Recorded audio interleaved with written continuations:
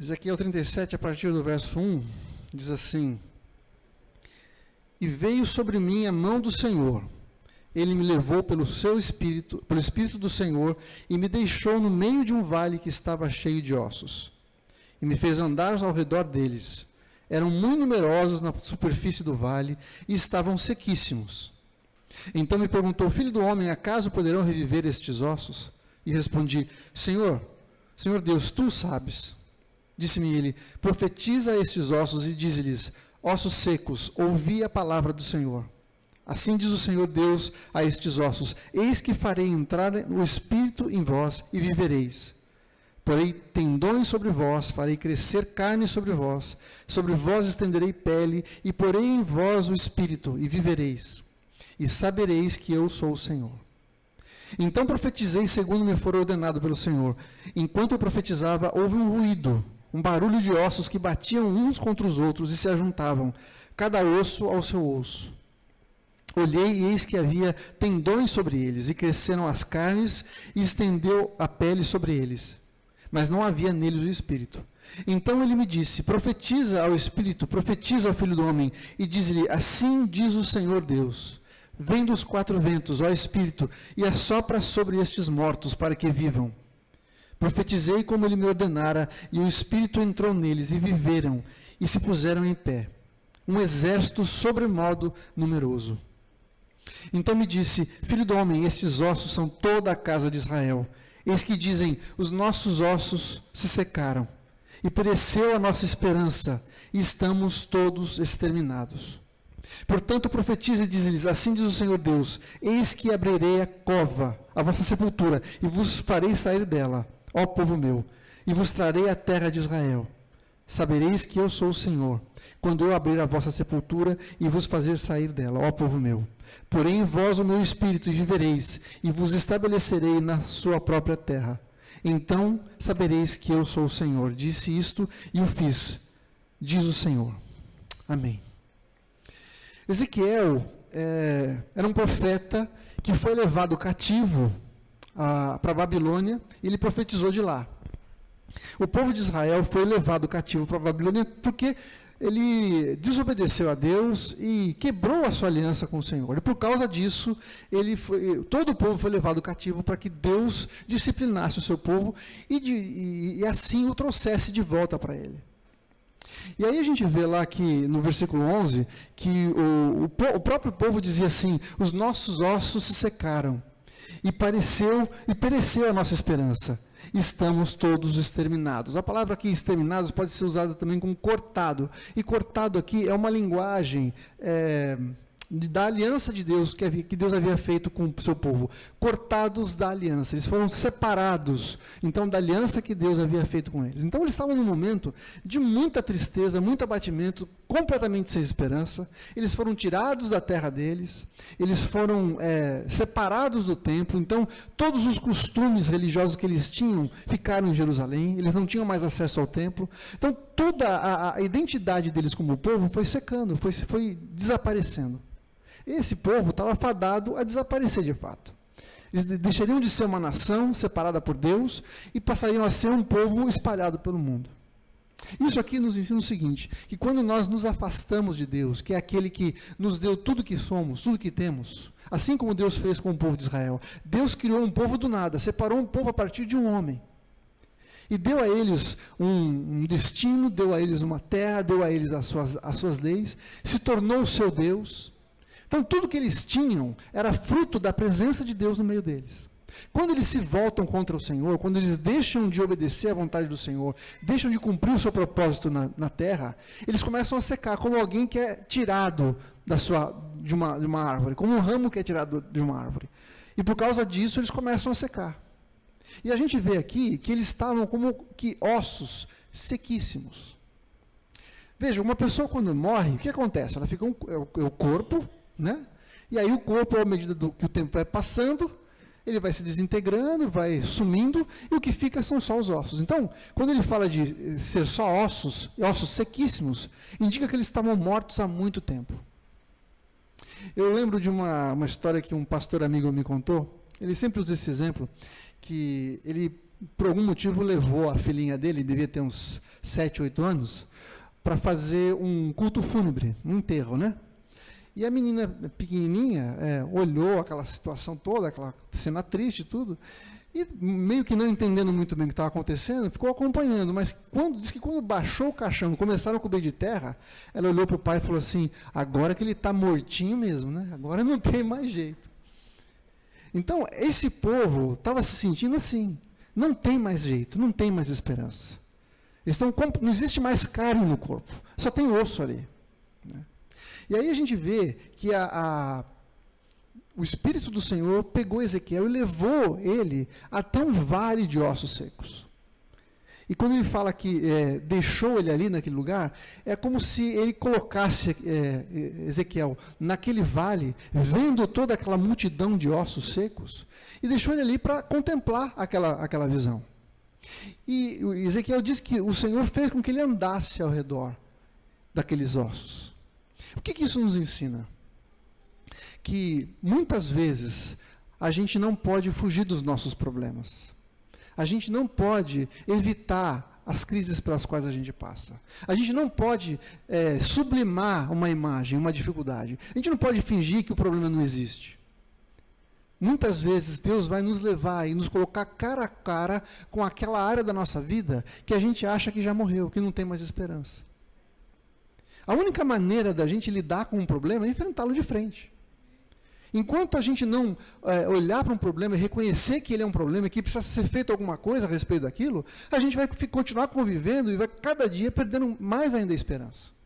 Então, esse passo, esse processo, iniciou-se em Deus. Deus é que pegou Ezequiel, levou ele e colocou no meio do vale, para que ele contemplasse aquilo que estava acontecendo com o seu povo.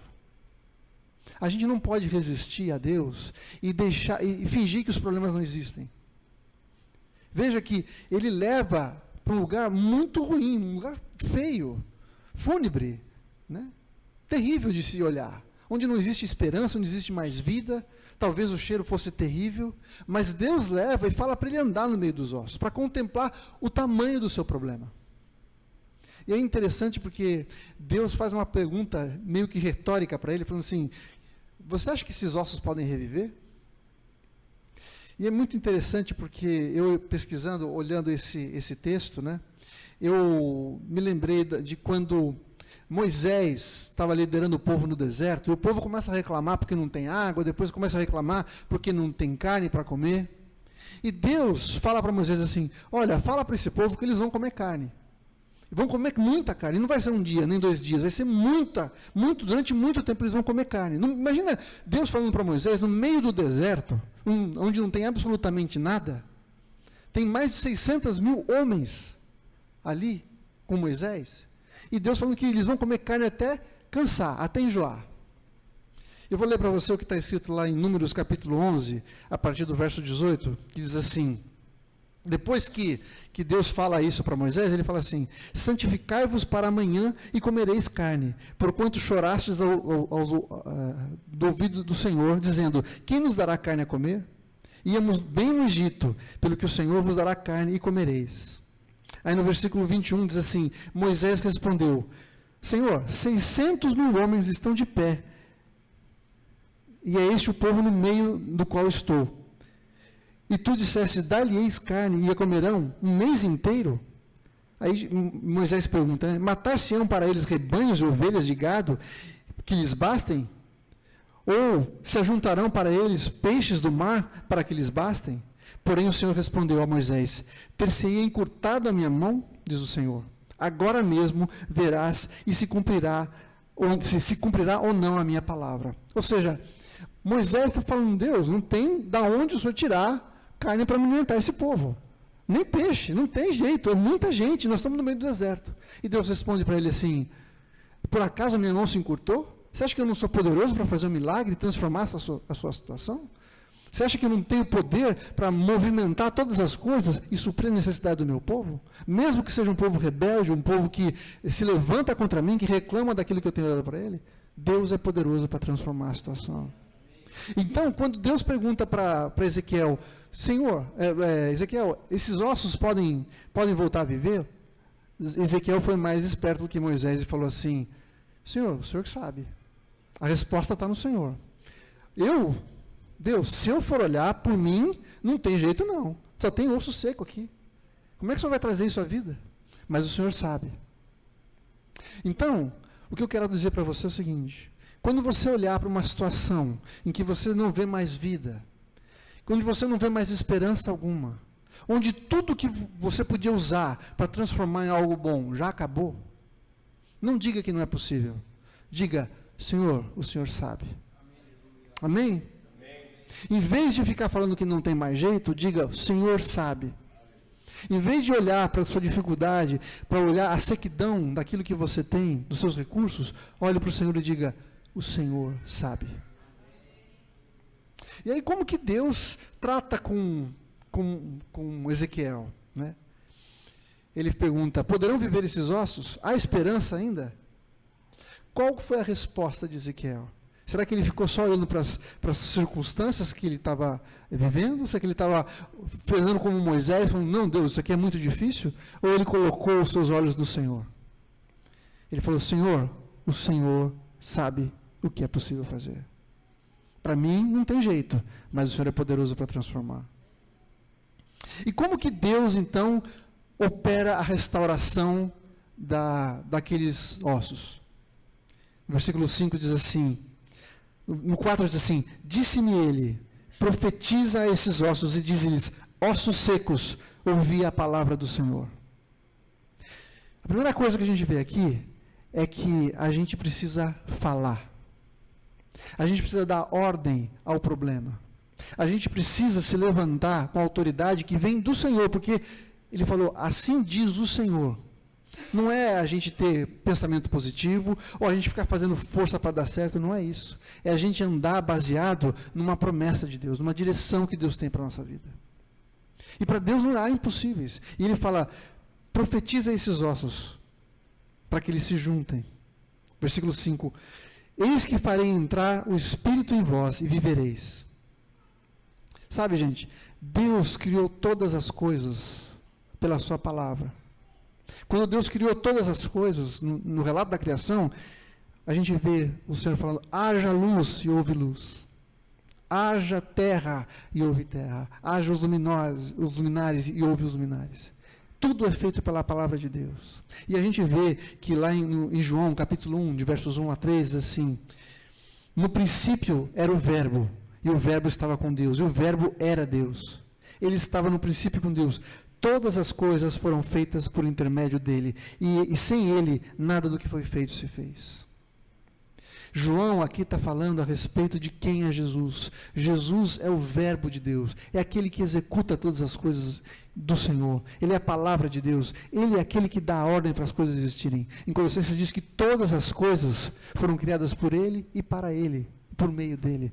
Nele subsistem todas as coisas, ele segura nas suas mãos todas as coisas.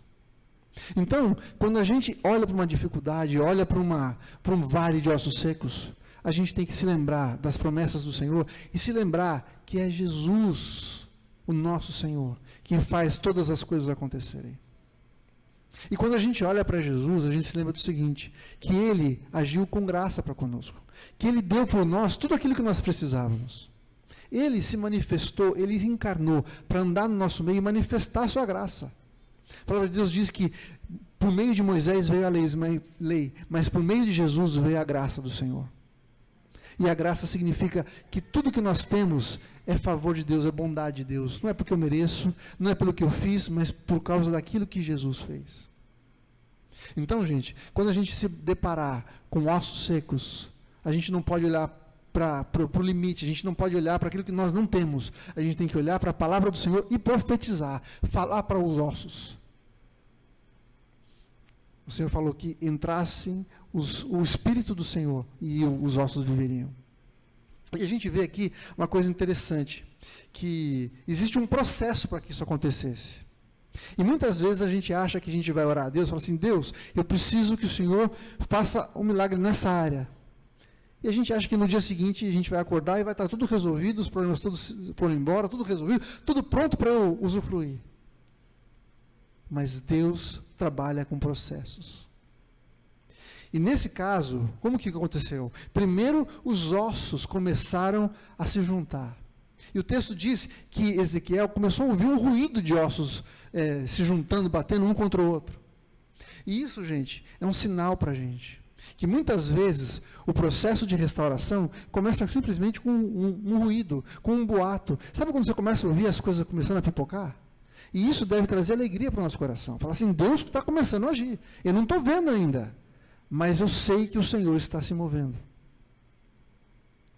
A gente precisa estar atento aos sinais do Senhor, porque é através desses sinais que Ele vai fortalecer a nossa fé e nos ajudar a olhar para aquilo que Ele está fazendo. Então, primeiro, começam os ossos a se bater e a se juntar, osso com osso, no seu lugar certo. Isso fala o seguinte, que no meio do caos que está a nossa vida, o Espírito Santo de Deus começa a trazer ordem. Ele começa a juntar coisas certas nos lugares certos. Gente, essa igreja foi formada pelo Espírito do Senhor. Ele colocou as pessoas certas aqui, para suprirem cada necessidade que essa igreja haveria de ter. E é assim que acontece conosco, no nosso relacionamento, Deus coloca pessoas perto da gente, para que nós possamos nos encaixar, osso com osso, no lugar certo. E assim cumprir o propósito de Deus para a nossa vida. E cumprir o propósito que Deus tem para usar as nossas vidas, para que a gente cumpra, como igreja, como corpo do Senhor. Então ele começa com os ossos, juntando ossos por ossos, ossos com ossos, desfazendo todo o caos, desfazendo e começando a dar um esqueleto literalmente, né, daquilo que ele iria fazer. Mas não é só isso. Depois ele começa a fazer com que os tendões comecem a aparecer. Gente, é um processo, passo a passo, dia após dia, o Senhor vai começando a fazer coisas na nossa vida. Aquilo que o Senhor quer fazer na nossa vida, talvez leve anos para que isso aconteça, mas a gente precisa continuar firme.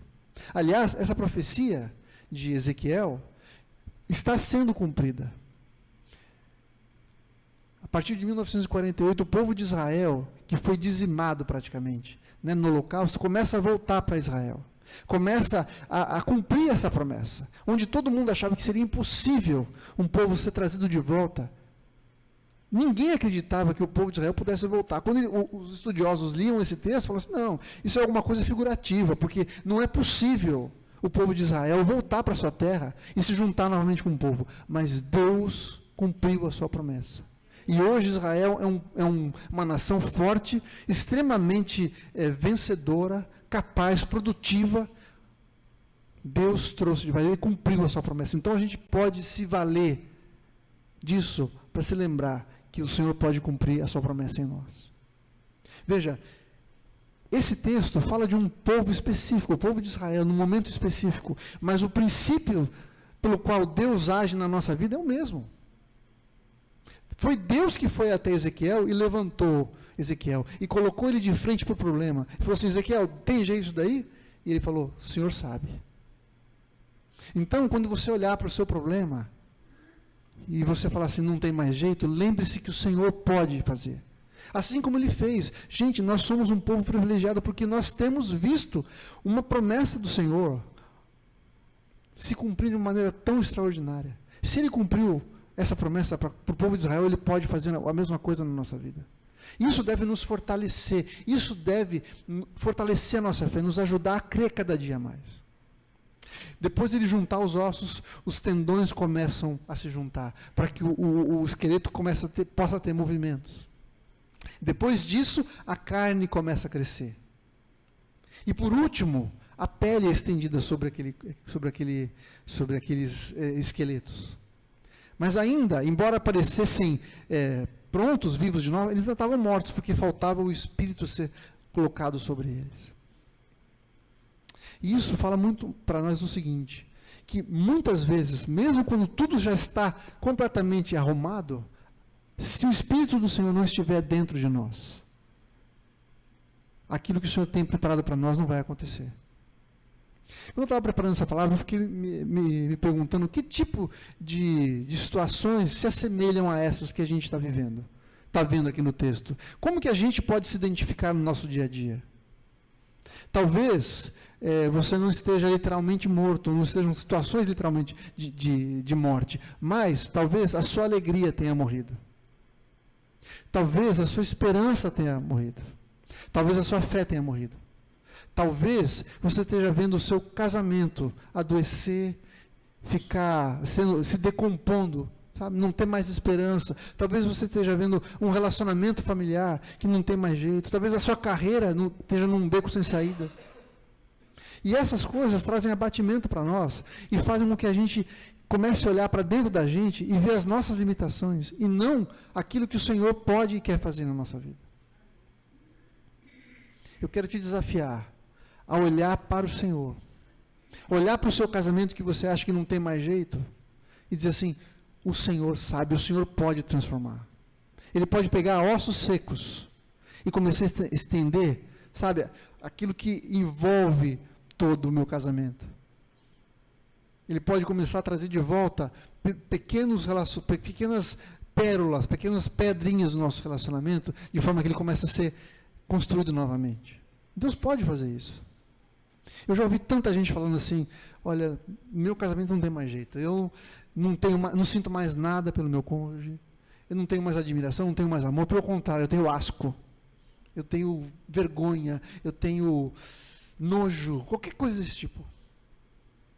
Mas o Senhor pode transformar qualquer situação.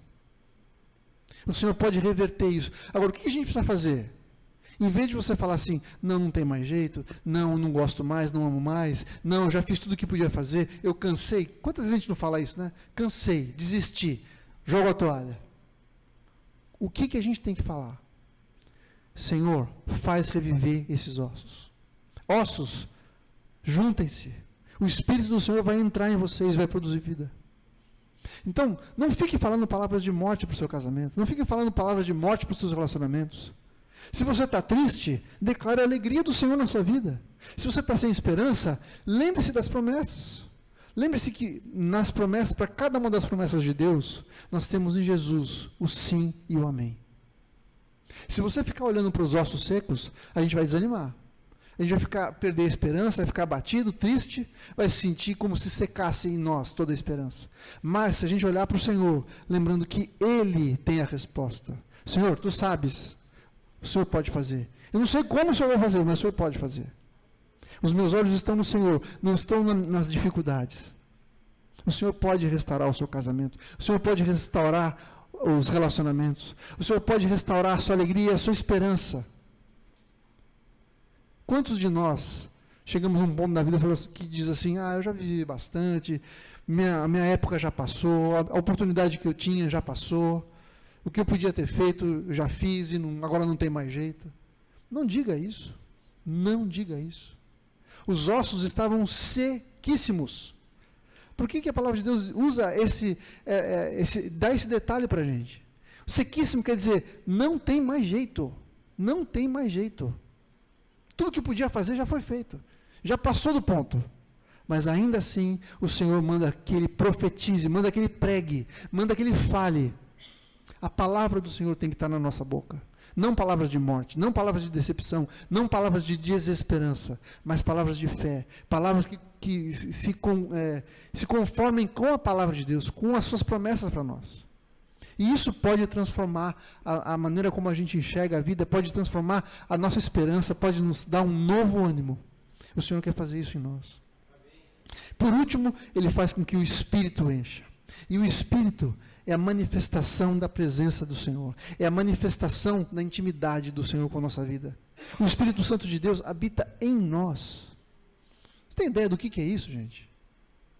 A todos quantos o receberam, deu-lhes o poder de serem feitos seus filhos. E por isso Jesus soprou sobre nós o seu Espírito. Nós temos o Espírito de Deus habitando dentro da gente. Você não tem o direito de ficar conformado com os ossos sequíssimos. Nós não temos esse direito. Porque o Senhor pode transformar. Ele fez uma vez, Ele tem novos recomeços para a nossa vida. Essa é a palavra que eu quero trazer para você nessa manhã. Existe esperança para novos recomeços. Deus faz novas todas as coisas. Agora, isso não vai acontecer se você ficar olhando para trás qual que é a palavra? Subiu a palavra. Com remorso daquilo que aconteceu. Não adianta ter remorso. Você tem que olhar para frente com esperança daquilo que o Senhor quer fazer e que Ele pode fazer. Por isso, o Senhor fala para Ezequiel: profetiza, fale daquilo que o Senhor pode e quer fazer na sua vida. O Senhor tem um novo começo para nós. Versículo 11 diz então: então me disse, filho do homem, esses ossos são toda a casa de Israel. Eis que dizem, os nossos ossos se secaram e pereceu a nossa esperança. Estamos de todo exterminados. Portanto, profetize e diz, assim diz o Senhor: eis que abrirei a vossa sepultura, vou trazer vocês de volta à vida, e vos farei sair dela, ó povo meu, e trarei a terra de Israel. E vos trarei de volta a terra de Israel. E sabereis que eu sou o Senhor, quando eu abrir a vossa sepultura e vos fizer sair dela, ó povo meu. Primeiro, ele abre a sepultura, isso significa que ele vai nos trazer de volta à vida. Existe uma nova vida que o Senhor quer dar para a gente. Depois ele fala que vai trazer de volta a terra de Israel. Pensa, eles eram um povo cativo, eles eram escravos, eles eram prisioneiros. Eles foram tirados da sua terra como punição pela falta de compromisso que eles tinham com o Senhor. Mas o Senhor está dizendo o seguinte: eu vou levar vocês de volta à terra de Israel, a terra que eu prometi para vocês. Isso significa o seguinte, que o propósito de Deus na vida daquele povo iria ser restaurado. Deus não quer simplesmente consertar, colocar um esparadrapo na sua vida e falar assim: continua aí, vai, pelo menos você não fica caído. Deus não quer simplesmente dar um tapinha no seu casamento. Não quer falar assim: pelo menos assim vocês não se separam. Dá para continuar assim, mais ou menos? Então continua. Não é isso que Deus tem para nós. O Senhor quer nos restaurar a primeira posição. Deus quer nos levar de volta aquilo que Ele tinha planejado para a nossa vida. Deus não tem meias promessas, Deus não tem meia alegria, não tem meia bênção para nós. O que o Senhor tem para nós é bênção completa. Ele vai nos levar de volta para a terra que mana leite e mel, onde nós seremos alimentados pelo Senhor, onde nós poderemos ter comunhão com o Senhor, onde estaremos cercados pela presença do Senhor. Deus quer restaurar completamente, Ele não quer fazer mais ou menos. A gente faz mais ou menos, mas o Senhor não faz. Ele faz tudo novo e faz melhor. Então, se você está olhando para uma situação e fala assim, não tem mais jeito, lembre-se que o Senhor quer te tirar da onde você está, do lugar de sofrimento, do lugar de prisão, do lugar de cativeiro, te levar de volta à presença, ao lugar original, aquilo que o Senhor tinha preparado para você, tinha pensado e tinha definido para a sua vida. É isso que o Senhor quer fazer.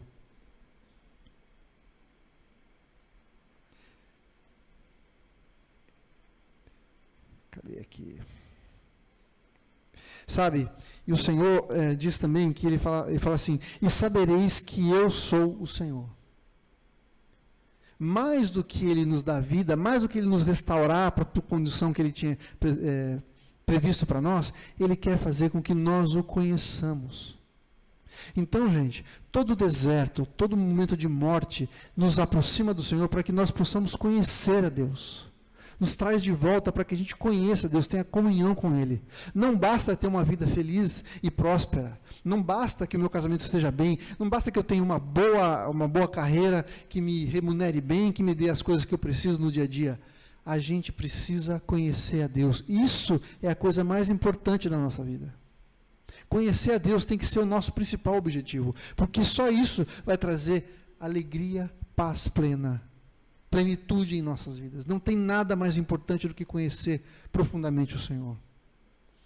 Ele diz que assim vocês saberão que eu sou o Senhor. Amém? E ele fala no finalzinho desse texto que ele vai fazer de nós, desse povo, um exército poderoso. Isso quer dizer o seguinte, aqui, versículo 10. Profetizei como ele me ordenara, e o Espírito entrou neles, e viveram, e se puseram em pé, um exército sobremodo poderoso.